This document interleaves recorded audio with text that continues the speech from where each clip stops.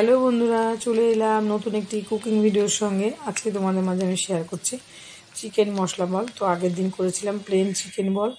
তো তার আগে আমি চিকেনটাকে ভিনিগারে ভিজিয়ে রেখেছিলাম 8 ঘন্টা। তারপর ওখান থেকে তুলে নিয়ে আমি গরম জলে নুন হলুদ দিয়ে একটু সেদ্ধ করে নিয়েছি। ভিডিওটা করেছি, তো ভিডিওটা পরে আমি, এটা যদিও কয়েকদিন আগের ভিডিও, তো বাকি ভিডিও ডিলিট করতে গিয়ে এটাও করে ফেলেছি। তো যাই হোক, এবার চিকেনটাকে তুলে নিয়ে এসে এবার গরম জল থেকে তুলে ঠান্ডা করে ছাড়িয়ে নিয়েছি পুরো সলিড চিকেন।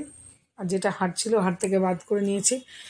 নিয়ে আলুটাও মেখে নিলাম, তার সঙ্গে দিলাম পেঁয়াজ কুচি, আদা কুচি, লঙ্কা কুচি, রসুন কুচি, সব একসঙ্গে দিয়ে মেখে নেব। তার নুনটা পরে দেবো, কারণ যেহেতু আগে নুন দিয়েছিলাম। এবার আমি এর সঙ্গে আর মশলা, যেহেতু এবার কি কি মশলা দেবো দেখো। এখানে আমি দিচ্ছি, প্রথমে ধনে গুঁড়ো দিলাম মাপ অনুযায়ী, যে যতটা চিকেন সেই অনুযায়ী। তারপর দিলাম জিরে গুঁড়ো, তারপরে দিলাম কর্নফ্লাওয়ার, দিয়ে সমস্ত উপকরণগুলো, একটা ডিম দিলাম। উপকরণগুলো সব একসঙ্গে ভালো করে মেখে নেব সুন্দর করে। যে যেমন ঝাল খাবে সে অনুযায়ী, কাঁচা লঙ্কা আমি একটু বেশি দিয়েছি। তো দিয়ে সুন্দর করে মেখে তারপর বলের মতন সাইজ করে তারপর সাদা তেলে ফ্রাই করতে হবে, বা লাল তেলেও করতে পারো। তো আমি সাদা তেলেই করেছি, রাইস অয়েলে।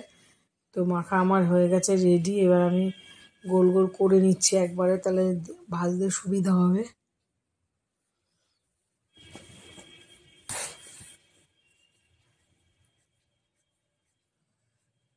এই যে একবারে গোল গোল করে রেডি করে নিয়েছি অনেকগুলো একসঙ্গে। আজকে একটু বেশি করেই করেছি, আগের দিন অল্প করে দেখেছিলাম কেমন হয়, দেখলাম বেশ ভালো হয় খেতে।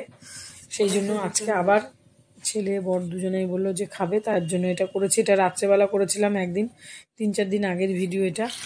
তো রাত্রেবেলা বা সন্ধ্যের সময় চায়ের সঙ্গেও ভালো লাগবে খেতে। তো এবারে সব এক এক করে দিয়ে সব একসঙ্গে আমার হয়ে গেছে। একসঙ্গে দিয়ে খুব কড়া করে সুন্দর করে ভেজে নেব। আর গরম গরম শুধুমাত্র এই চিকেন বল আর সস দিয়ে খেতে দারুণ লাগে। শুধু শুধু খেতেই বেশ ভালো লাগে। তো এবার উল্টে দিচ্ছি, সব কটা উল্টে খুব কড়া করে সুন্দর করে ভেজে নেব।